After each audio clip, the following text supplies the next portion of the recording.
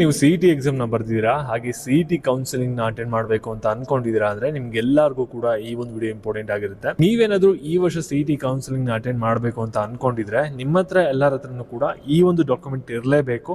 ಅವಾಗ ಮತ್ತೆ ನೀವು ಒಂದು ಕೌನ್ಸಿಲಿಂಗ್ ನ ಆನ್ಲೈನ್ ಅಲ್ಲಿ ಅಟೆಂಡ್ ಮಾಡಕ್ ಸಾಧ್ಯ, ಇಲ್ಲ ಅಂದ್ರೆ ಅಟೆಂಡ್ ಮಾಡಕ್ ಆಗಲ್ಲ. ಮತ್ತೆ ನಿಮ್ಗೆ CET ಕೌನ್ಸಿಲಿಂಗ್ ಯಾವಾಗ ಸ್ಟಾರ್ಟ್ ಆಗುತ್ತೆ, ಯಾವ ರೀತಿ ಇರುತ್ತೆ CET ಕೌನ್ಸಿಲಿಂಗ್ ಈ ವರ್ಷ, ಎಲ್ಲದ್ರ ಬಗ್ಗೆನೂ ಕೂಡ ಈ ಒಂದು ವಿಡಿಯೋದಲ್ಲಿ ನಿಮಗೆ ಡೀಟೇಲ್ ಆಗಿ ತಿಳಿಸ್ಕೊಡ್ತೀನಿ. ನೀವೇನಾದ್ರೂ CET ಕೌನ್ಸಿಲಿಂಗ್ ನ ಈ ವರ್ಷ ಅಟೆಂಡ್ ಮಾಡಬೇಕು ಅನ್ನೋದು ಪ್ಲಾನ್ ಅಲ್ಲಿ ಇದ್ರೆ ಈ ಒಂದು ವಿಡಿಯೋನ ಪ್ರತಿಯೊಬ್ಬರು ಕೂಡ ಗಮನ ಇಟ್ಟು ಕೊನೆವರೆಗೂ ಕೂಡ ನೋಡ್ತಾ ಹೋಗಿ. ಅದಕ್ಕಿಂತ ಮುಂಚೆ ಯಾರು ಚಾನಲ್ ಸಬ್ಸ್ಕ್ರೈಬ್ ಮಾಡ್ಕೊಂಡ್ರಲ್ಲ, ಪ್ರತಿಯೊಬ್ಬರು ಕೂಡ ಸಬ್ಸ್ಕ್ರೈಬ್ ಮಾಡ್ಕೊಳ್ಳಿ. ಹಾಗೆ ಪ್ರತಿಯೊಬ್ಬರು ಕೂಡ ವಿಡಿಯೋಗೊಂದು ಲೈಕ್ ಕೊಡಿ. ಯಾಕಂದ್ರೆ ನೀವು ಮಾಡುವಂತ ಒಂದು ಸಣ್ಣ ಲೈಕ್, ಒಂದು ಸಣ್ಣ ಸಬ್ಸ್ಕ್ರೈಬ್ ಇಂದ ನಿಮ್ಗೆ ಇದೇ ರೀತಿ ಒಂದು ಕಂಟಿನ್ಯೂಸ್ ಆಗಿ ಅಪ್ಡೇಟ್ಸ್ ಗಳನ್ನ ನೀಡ್ತಾ ಇರಬಹುದಾಗಿರುತ್ತೆ.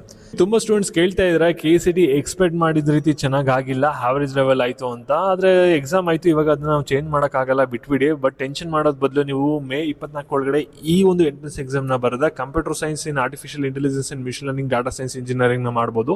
ಈ ಎಕ್ಸಾಮ್ ಡೀಟೇಲ್ಸ್ ನಿಮಗೆ ಡಿಸ್ಕ್ರಿಪ್ಷನ್ ಬಾಕ್ಸ್ ಅಲ್ಲಿ ಇದೆ, ಕ್ಲಿಕ್ ಮಾಡಿ ಅಪ್ಲೈ ಮಾಡಿ. ಈ ಎಕ್ಸಾಮ್ ಅಲ್ಲಿ ಇದಕ್ಕೆ ಬೇಸಿಕ್ಸ್ ಮ್ಯಾಥ್ಸ್ ಗೊತ್ತಿದ್ರೆ ಸಾಕು, ಆನ್ಲೈನ್ ಅಲ್ಲಿ ಇರುತ್ತೆ. ಮತ್ತೆ ಈ ಎಕ್ಸಾಮ್ ನ ಕ್ರ್ಯಾಕ್ ಮಾಡಿದ್ರೆ ನಿಮಗೆ ಫಸ್ಟ್ ಇಯರ್ಲಿ ಫೀಸ್ ಅಲ್ಲಿ ಅಪ್ ಟು 100% ಸ್ಕಾಲರ್ಶಿಪ್ ಕೂಡ ಸಿಗುತ್ತೆ. ನಾನು ಮಾತಾಡ್ತಾ ಇರೋದು NIT ಬಗ್ಗೆ. ಇದು 4 ಇಯರ್ ಇಂಜಿನಿಯರಿಂಗ್ ಪ್ರೋಗ್ರಾಮ್ ಆಗಿರುತ್ತೆ. ಕರ್ನಾಟಕದಲ್ಲಿ 4 ಕ್ಯಾಂಪಸ್ ಇದೆ. ಸ್ಟೂಡೆಂಟ್ಸ್ಗಳು ಡೇ ಇಂದನೇ ಪ್ರಾಕ್ಟಿಕಲ್ ಲರ್ನಿಂಗ್ ಮತ್ತೆ ಮಾಡರ್ನ್ ಕ್ಲಾಸ್ ರೂಮ್ ಮತ್ತೆ ಇಂಡಸ್ಟ್ರಿ ಫೋಕಸ್ಡ್ ಕರಿಕ್ಯುಲಮ್ ಇರುತ್ತೆ. ಸಾಕಷ್ಟು ಜನ ಕೂಪನ್ ಕೋಡ್ ಬಗ್ಗೆ ಕೂಡ ಕೇಳ್ತಾ ಇರಾ. ಕೂಪನ್ ಕೋಡ್ ನಿಮಗೆ ಡಿಸ್ಕ್ರಿಪ್ಷನ್ ಬಾಕ್ಸ್ ಹಾಗೂ ಕಮೆಂಟ್ ಸೆಕ್ಷನ್ ಅಲ್ಲಿ ಮೆನ್ಷನ್ ಮಾಡಿದ್ದೀನಿ. ಈ ಎಕ್ಸಾಮ್ಗೆ ಅಪ್ಲೈ ಮಾಡೋದನ್ನ ಮಿಸ್ ಮಾಡಬೇಡಿ. ಇವಾಗ ಇನ್ನೂ ಟೈಮ್ ಇದೆ, ರಿಜಿಸ್ಟರ್ ಮಾಡಿ, ಅಪ್ಲೈ ಮಾಡಿ. ಲಿಂಕ್ ಡಿಸ್ಕ್ರಿಪ್ಷನ್ ಬಾಕ್ಸ್ ಹಾಗೂ ಕಮೆಂಟ್ ಸೆಕ್ಷನ್ ಇರುತ್ತೆ. ಇವಾಗ ನಾವು ಬ್ಯಾಕ್ ವಿಡಿಯೋ ಬಗ್ಗೆ ಬರೋಣ. ಈಗ ಪ್ರತಿಯೊಬ್ಬರು ಕೂಡ ವಿಡಿಯೋನ ಗಮನ ಇಟ್ಟು ಕೊನೆವರೆಗೂ ಕೂಡ ನೋಡ್ತಾ ಹೋಗಿ. ಇವಾಗ ಯಾರು ಕೂಡ ವಿಡಿಯೋನ ಮಧ್ಯ ಸ್ಕಿಪ್ ಮಾಡಕ್ ಹೋಗ್ಬಿಡಿ.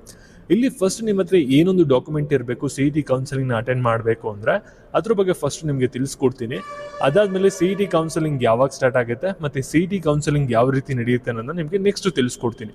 ಓಕೆನಾ?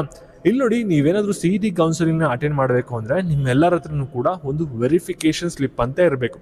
ಓಕೆನಾ? ವೆರಿಫಿಕೇಶನ್ ಸ್ಲಿಪ್ ಏನಕ್ಕೆ ಇರಬೇಕಂದ್ರೆ ಅಲ್ಲಿ ನಿಮಗೆ CET ಕೌನ್ಸಿಲಿಂಗ್ ನಂಬರ್ ಅಂತ ಕೊಟ್ಟಿರ್ತಾರೆ. ಆ ಒಂದು CET ಕೌನ್ಸಿಲಿಂಗ್ ನಂಬರ್ನ ನೀವು ಎಂಟರ್ ಮಾಡ್ತಂದ್ರೆ ಮಾತ್ರ ನಿಮಗೆ ಆಪ್ಷನ್ ಎಂಟ್ರಿ ಲಾಗಿನ್ ವರ್ಕ್ ಆಗುತ್ತೆ. ಲಾಗಿನ್ ಆಗ್ಬಿಟ್ಟು ನೀವು ನೆಕ್ಸ್ಟ್ ಒಂದು ಆಪ್ಷನ್ ಎಂಟ್ರಿ ಮಾಡಕ್ ಸಾಧ್ಯ, ಇಲ್ಲ ಅಂದ್ರೆ ಅದು ಸಾಧ್ಯ ಆಗಲ್ಲ. ಓಕೆನಾ?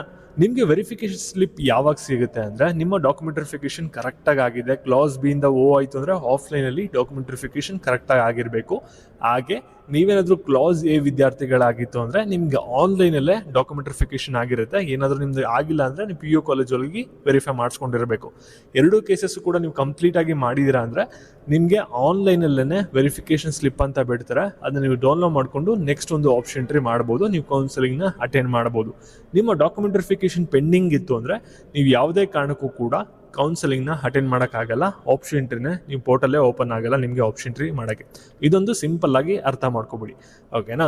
ಇವಾಗ ನಿಮಗೆ ಕೌನ್ಸಿಲಿಂಗ್ ಈ ವರ್ಷ ಏನಾಗ್ಬೋದು ಅಂದ್ರೆ ಇದನ್ನ ಅಪ್ರಾಕ್ಸ್ ಆಗಿ ಒಂದು ಪ್ರಿಡಕ್ಟ್ ಮಾಡ್ತಾ ಇರೋದು. ಎಕ್ಸಾಕ್ಟ್ ಆಗಿ ಇದೇ ರೀತಿ ಆಗುತ್ತೆ ಅಂತ ಏನು ಕನ್ಫರ್ಮ್ ಇಲ್ಲ. ಓಕೆನಾ? ಇವಾಗ ಏನು ಸಿಚುವೇಶನ್ ಇದೆ ಅದ್ರ ಪ್ರಕಾರ ಪ್ರಿಡಕ್ಟ್ ಮಾಡ್ತಾ ಇರೋದು.